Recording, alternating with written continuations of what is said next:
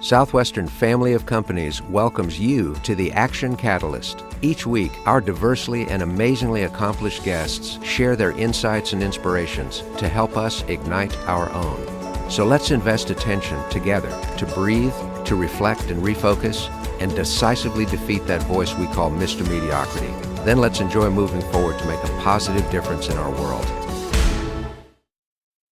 Welcome to the Action Catalyst. This is Dustin Hillis, CEO of Southwestern Family of Companies.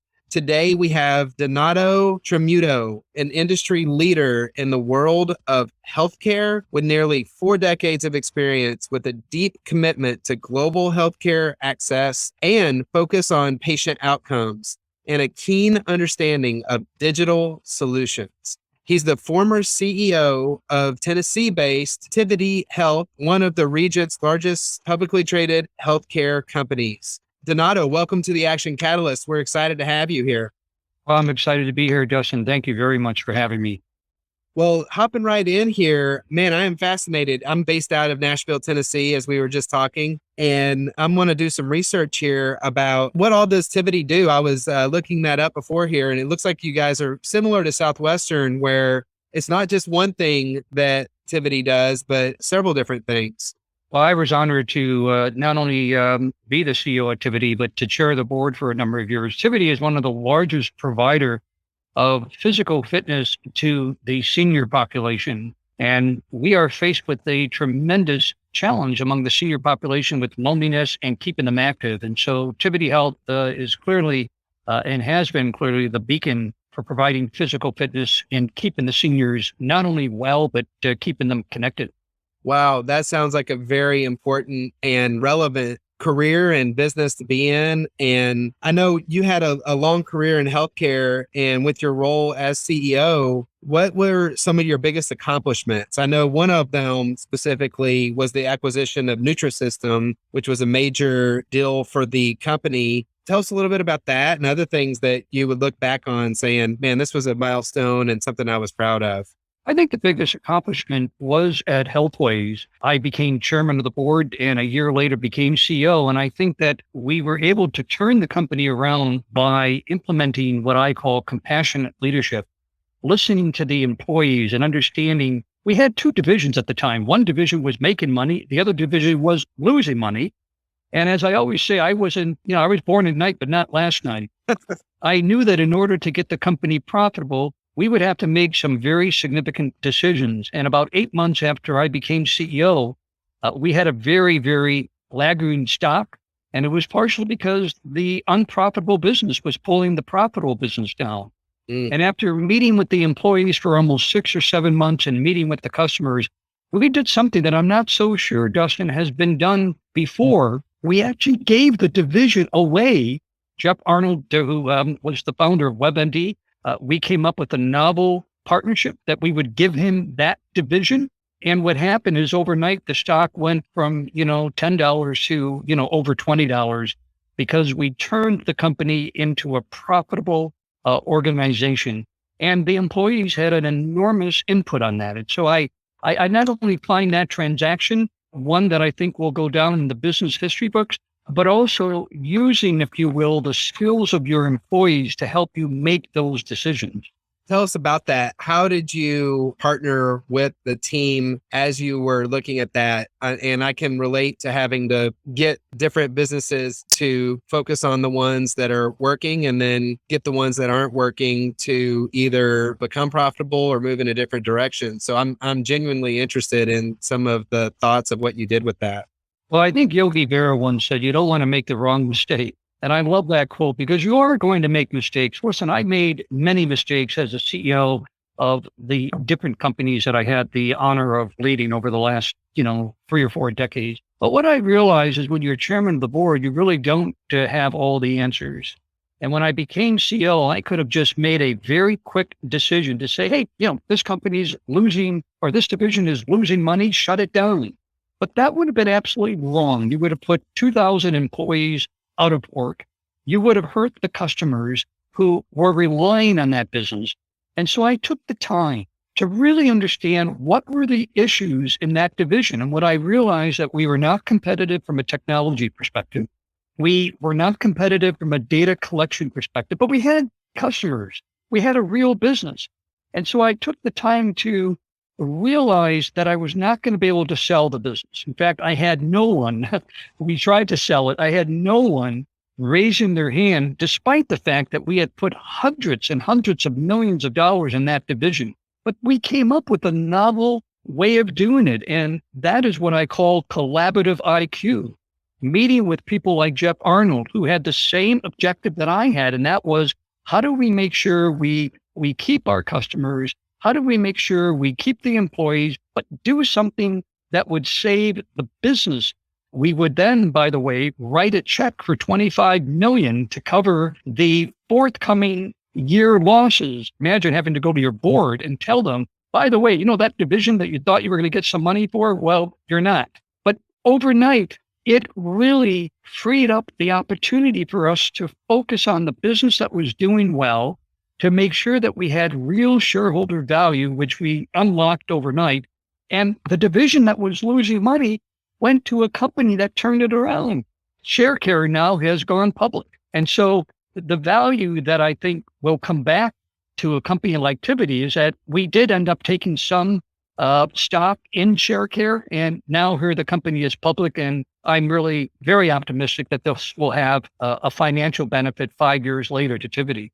That is an incredible story and inspiring. Thank you for sharing that. Going back to the age of 7, I know that you faced some challenges early on and you had a middle ear infection. How did that impact you and shape the way that you learned and developed personally?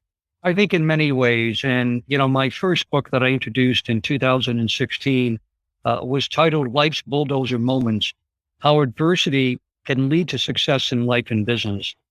And I have always been now a person who's been a student of compassion. During those years when I was bullied and denied the right to be heard, I really entered into a period of deep introspection, realizing that I had two choices. I could really wallow in my challenges. I could wallow in the loss of my hearing, or I could really learn from it and define my character. And I think that that's what happened. And I think that throughout the course of my business, when I've had challenges, I have retreated back to those experiences. And trust me, when you're CEO of a company, whether it's public or private, you're going to have challenges. And it's very lonely at the top. And there are many different hidden agendas that people will assess you by. And you go back to those moments, those bulldozer moments that really help to discipline you in developing the character to make good and prudent decisions. I think it also taught me that nothing gets done by yourself, that you need to rely on people. And I think sometimes that's the downfall of any leader in a company, is that they believe that they have all the answers. And my style of leadership has been empowerment. The decision with ShareCare was not made on my own. The decision to acquire Nutrisystem was not made on my own. I had months and perhaps years of a team around me, the board. We worked together. And I think that's what my hearing loss and that struggle taught me, is rely on people, because you don't have all the answers on your own. At Southwestern Consulting, we call it confidence anchors. And going back to what you're calling the bulldozer moments is something that is huge to give you the confidence that you can take on new obstacles and new challenges. And it seems like that's what happened with you, where your struggles early on taught you specifically about resilience and determination. What else would you say has helped you with being more resilient and the topic of how to help others be more determined? That's a great question. Compassionate leadership is not weak leadership. That what I realize is that, many people talk about, you got to get the culture right, throw that out. That is a old, archaic way of approaching your business. You've got to get the trust first, and then you can address the culture. And I think that you got to learn to rely on people. You've got to learn to trust people. And I have to trust other people. And I think that that's the mistake we make in companies, is that we have what I call trust decay. The trust has, over the last decade or 2 decades, we've lost that sense of trust in one another. And I think that that's what the experience taught me, in addition to being resilient and in addition to being tenacious. What was it that led you to the field of healthcare once you went through these challenges? Oh, that's a very easy answer. When I lost my hearing, unfortunately, my fifth surgery, my hearing was restored about 40% of my left ear and about 60% of my right ear. And my sister-in-law was my speech pathologist. She gets credit for my ability to speak to you today. But unfortunately, 3 months after my hearing was restored, she died in childbirth as a result of a medication error. 27 years old, delivers her second child, and lost her life because they did not have the information. And so I would devote my life to healthcare to try to correct what was wrong in the healthcare system. And I started several companies in my 40 years. One company was focused on data integration.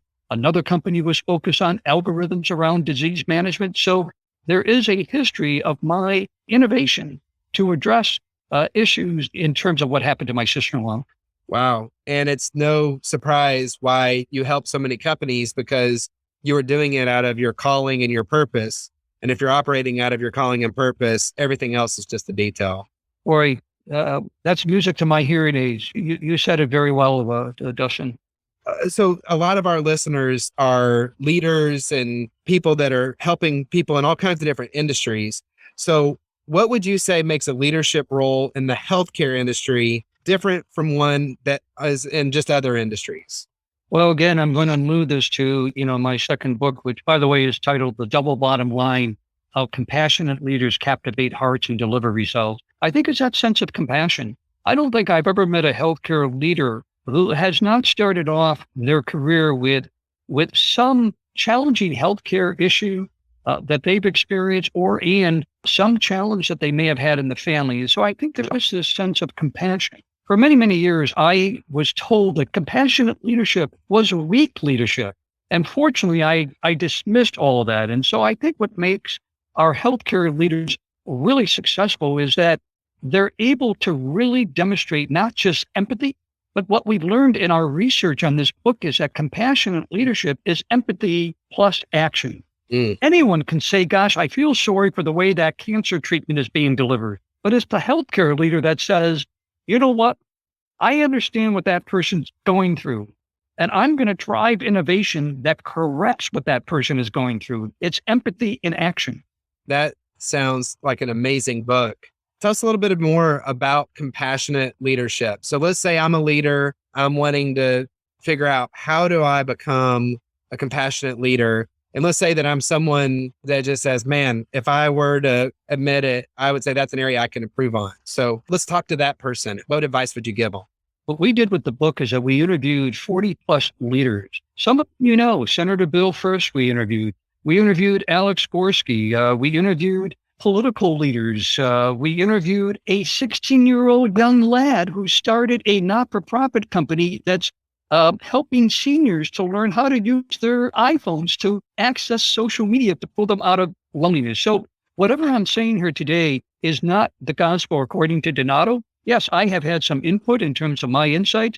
And the last point of the book is we surveyed 1,500 individuals across the United States to find out their viewpoint on compassionate leadership, and we compared it to the cohort. What we found was that you're not necessarily born with compassion, that it is a learned behavior, and it is a behavior that you can change anytime throughout your lifetime. What we learned with many of the leaders is that there was an event in their life, or there was a situation that occurred in their business that really helped them to understand that compassion can be very, very viable in how you lead an organization. What we also learned was the notion of trust, that there wasn't one of our interviewees who questioned the notion that trust is by far the most important variable if you're going to lead with compassion. But Dustin, one of the things I have to point out to the listeners is that what we found is that there is a compassionate leadership gap. So let me give you, an example. If you took the 1,500 people that we interviewed, most of the workers believe that compassionate workplace leads to cooperation, which leads to greater productivity and profitability. Yet most of the workers in that group believe that the workplace is more competitive than cooperative. There's a gap there. What we also learned in the cohort is that most of the leaders that I interview believe that compassion can be part of a double bottom line that favors both profitability and care for workers. Yet at the same time, most workers see these leaders as rejecting this notion. And in the book, you make an important distinction between listening and understanding. What do you think the difference between listening and understanding is? I think the difference is the action part. I'll give you a great example. When I used to get on the elevator at Activity Health, there were two elevators. One was one that only the C-suite folks could use, and it took me right to my office. I never used that elevator. I used the public one because I really wanted to engage with the employees. I remember getting on one time, and I could have gotten on, and I could have just listened to say, "Hey, Dustin, how are you?" And the person would have responded fine, and I would have stopped. That's listening. What I did, I used to get on and ask, "Hey, Dustin, how are you doing?" "Good. Tell me about your morning. Tell me about your story." And one time, and there were many of these examples, the employee shared with me a story where he had lost close relatives in Iraq, and his mother could not be located. I brought him right to my office, and we started a relief fund for he and his family. That's understanding. Being willing to get deep into understanding what the other person might be going through. However, in order to do that, you've got to be willing to be vulnerable. For many, many years, I'm going to be honest with you, I never shared about my hearing loss. I never shared that I failed the 5th grade because I've always had this notion that CEOs have to be strong. People have to see them as never having a challenge. I wish I would have known that in my earlier years. In the last 15 years, I started to share that more, and employees felt that I was like them. They felt that I was willing to be vulnerable and they would be willing to share their stories. That's understanding your employee population versus what I call this casual listening, where you get only half of what you really should be getting from that individual. And sometimes you don't even get half of it. Love that, man. Yeah. Transparency elicits the openness and authenticity of all the people around you. And that is such a great example. I really like that. Well, I am very interested in your thoughts on what the demands on leaders across all businesses are going to be moving forward with healthcare and the business community. Well, I think certainly COVID-19 had a disproportionate impact on a population that I know that I and many of my colleagues have been fighting for many years. Social determinants of health, where you live, where you eat, where you sleep, has a greater determinant of your health outcome than your genetic code. And I think there's a real opportunity now to understand what that means, because there was a disproportionate impact. And I see a lot of companies now looking at, we may have been ahead of our time when we, looked at, food insecurity, but food insecurity is a real issue among our population that leads to poor outcome, loneliness. We are now faced with an enormous pandemic of lonely people. And it's not only the older people, it's the younger people as well. And I worry about the mental health challenges coming out of this. So I think there's a real opportunity for leaders to identify these issues and address them. From a more leadership perspective, I think that we've got to increase our collaborative IQ and our sense of compassion. That I don't think anything in the future is going to get done and solve these issues if we are not compassionate, not willing to listen to the challenges that people are going through, and then be willing to work with one another. Maybe I have part of the solution, but you have the other part. Are we willing to work together so that we can have speed in play to solve these issues? And so I think the elevation of our compassion and our collaborative IQ will address the first part, and that is the social determinants of health that I think are a real issue. And it was validated through the pandemic. Loneliness is real. And as a leader, you can help bring your people together. You can find ways for them to feel connected. And that's in the direct control of most leaders in the world. And so that feels very actionable. And be willing to ask the question. Many people will not raise their hand on their own and say that I am lonely. And we have to be willing to ask the question. And I'm not afraid now. Anyone that's ever worked with me know that I've always done this at the business table, and that is to ask a question of everyone, because you can really observe a lot by just listening to people's stories. And before you know it, you're getting into understanding, is somebody experiencing loneliness? I remember Justin and I were speaking at the Milken Institute on this very issue. And I asked the audience, maybe about 500 or 600 in the audience, I asked how many in this audience are lonely? only a few raised their hands. It wasn't until I shared that I have had lonely moments, despite the fact that I was CEO of a company. I have 2 not-for-profits. I was an author. I've traveled around the world. I have a loving partner and family. I have had moments of loneliness. You have to share your own sense of loneliness and then ask others what they're experiencing. Powerful. Well, Donato, this has been such an amazing, powerful interview, and I really appreciate your time. If the audience wanted to connect with you, get the book, what's the best way to reach out to you? By the way, we do not see this book as just a book. We see this as a movement. And so we expect to have a yearly compassionate leadership conference. We expect to do coaching, and they can get on to my website, donatotramuto.com/compassion, and they can go directly to the website. Excellent. Well, thanks for being on the Action Catalyst, Donato. We appreciate it and look forward to getting a copy of that book. Thank you very much. If you enjoy this podcast, please make sure to subscribe. To stay updated on everything that the Action Catalyst is up to, make sure to follow us on Facebook and Instagram at Action Catalyst Podcast and Twitter at Catalyst_Action. Thanks for listening.